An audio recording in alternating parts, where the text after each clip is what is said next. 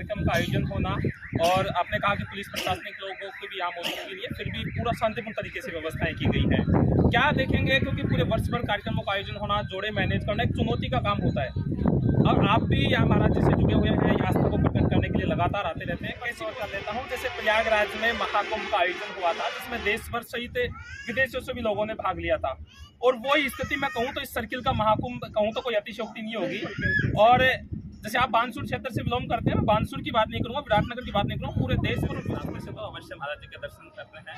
क्या कहेंगे मैडम जी, क्योंकि पूरे वर्ष भर यज्ञ चला और जैसे आप जनप्रतिनिधि के तौर पे काम कर रहे हैं और इस प्रकार के कार्यक्रमों में भाग भी लेते हैं, क्या कहेंगे, ऐसे कार्यक्रम होते रहने चाहिए और ये आमजन के हित में कितना? 6 अप्रैल 2025 को अब ये यज्ञ का पूर्ण आहुति होगी, समापन होगा, जहां देश भर के अनेकों खास लोगों सहित आसपास के आम लोग भी भाग लेंगे। क्या कहेंगे इन व्यवस्थाओं को लेकर, और आप इस धार्मिक आस्था को लेकर क्या कहेंगे? मैं तो ये कह रही हूँ, यहाँ देखो आप आस्था के आप देख रहे हैं पावटा एक्सप्रेस। इस वक्त हम मौजूद हैं बावड़ी के बाबा बालनाथ आश्रम पर। हमारे साथ मौजूद हैं पूर्व सरकार में मंत्री रही बानसूर के पूर्व विधायक शकुंतला रावत जी। ये भी लगातार जब भी इनका जयपुर से गुजरना होता है इधर से इस रास्ते से, तो अवश्य महाराज जी के दर्शन करते हैं। क्या कहेंगे मैडम जी, क्योंकि पूरे वर्ष भर यज्ञ चला और ऐतिहासिक कार्यक्रम का आयोजन रहा? आप सोचिए इतना बड़ा यज्ञ, और इसमें 36 कौम का आदमी, मतलब हर कौम का आदमी इसमें बैठा है, हर जाति और हर वर्ग का। ये सबसे बड़ा एक जो यज्ञ हुआ है, आप सोचें कि 108 जोड़े 5 दिन, बस 108 जने 5 दिन, और ऐसे करके पूरे वर्ष भर चला है। तो आप सोचिए कि कितने हजार लोग यहाँ पर बैठे होंगे। और सबसे बड़ी बात जो देखी गई कि जो यहाँ से गए, तो कई अधिकारी भी थे, कई लेक्चरर्स भी हैं, बाकी गांव के आदमी भी हैं, सभी जो बहुत व्यसन करते थे, कोई शराब पीता था, कोई नशा करते थे। तो उन्होंने यहाँ महाराज जी के 5 दिन बैठने के बाद में जो संकल्प लिया कि हम आज के बाद में शराब यहाँ महाराज जी छोड़ते हैं, हम ऐसी आदत छोड़ते हैं। तो ये बड़ा धर्म का काम है, और एक पवित्रता अपने पूरे राजस्थान में इस तरीके का ये काम मैंने पहली बार देखा है। हो सकता है किसी ने किया होगा इतना बड़ा यज्ञ, लेकिन मैंने जीवन में पहली बार देखा है कि बालनाथ महाराज जी के आशीर्वाद से बस्तीनाथ महाराज जी ने जो इतना बड़ा आयोजन किया। और आप सोचिए, कोई पुलिस नहीं, कोई प्रशासन नहीं, और शांतिपूर्वक कितने हजार लोगों का खाना वो सागार करना सुबह, और अपनी मर्जी से सब लोग बैठे हैं, कोई चंदा, कोई चढ़ावा, कोई किसी तरीके का इस तरीके का भी नहीं था महाराज जी की। ये सबसे बड़ी बात है बस्तीनाथ महाराज जी की, बहुत ही सराहनीय और बहुत अच्छा। और मैं तो मानती हूँ कि इससे सारा वातावरण इधर पवित्र हुआ है। कितनी बारिश हुई इस बार अच्छी, तो इतने यज्ञ और ये हवनों से पवित्र होता है, आदमी की सोच बदलती है इंसान की, और चारों तरफ एक धर्म का माहौल जो कि आजकल पाश्चात्य संस्कृति की ओर जा रहा है, वो एकदम अपने धर्म की ओर बढ़ना, अपने संस्कार डालना। तो ये बहुत बड़ा काम बस्तीनाथ जी महाराज जी ने किया है। बालनाथ जी की यहाँ पर बहुत ही सराहनीय कदम है। कितने हजारों लोगों ने व्यसन छोड़ा, अच्छी आदत पड़ी, बच्चों में संस्कार पड़ा, सबसे बड़ी बात है। बच्चे वहाँ बैठ करके किस तरीके से मोबाइल देखना करना, यहाँ सेवा कितने कम से कम 1000 बच्चे तो सेवा कर रहे हैं। तो ये संस्कारिक जो यज्ञ बस्तीनाथ जी ने किया, बहुत ही सराहनीय कदम। शकुंतला जी, एक प्रश्न और कर लेता हूँ, जिस तरीके से पूरे वर्ष भर का कार्यक्रम का आयोजन होना, और आपने कहा कि पुलिस प्रशासनिक लोगों की भी यहाँ मौजूदगी नहीं है, फिर भी पूरा शांतिपूर्ण तरीके से व्यवस्थाएं की गई हैं।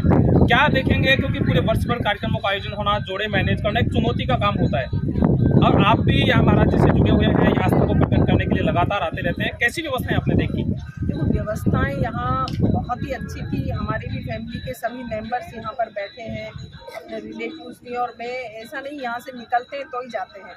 हम पर्सनली आज जैसे यही मंदिर के लिए ही मेरी फैमिली आए, महाराज जी को प्रणाम करके यज्ञ में परिक्रमा करके जाते हैं। हमें बड़ा अच्छा लगता है। ये आदमी की सोच होती है, जाकी रही भावना जैसी, पूरती जैसी। तो हमें बहुत अच्छा लगता है कि महाराज जी और बालनाथ महाराज जी एक साक्षात ईश्वर के रूप में लोगों की मैं तो मानती हूँ इच्छा भी पूरी करते हैं। हमने कई लोगों से पूछा, कहते हाँ हमारा ये काम नहीं चल रहा था, हमारा वो धंधा बंद हो गया था, हम यज्ञ में बैठे और हमारा काम चालू हो गया, तो हमें भी खुशी होती है। और मैं तो यही कहती हूँ कि बस्तीनाथ महाराज जी ने बहुत ही एक ये काम किया है बालनाथ महाराज जी के आशीर्वाद से, और सराहनीय कदम है जो संस्कार डालने का काम किया। आप सोचिए कितने हजार लोग यहाँ बैठे, वो तो संस्कार।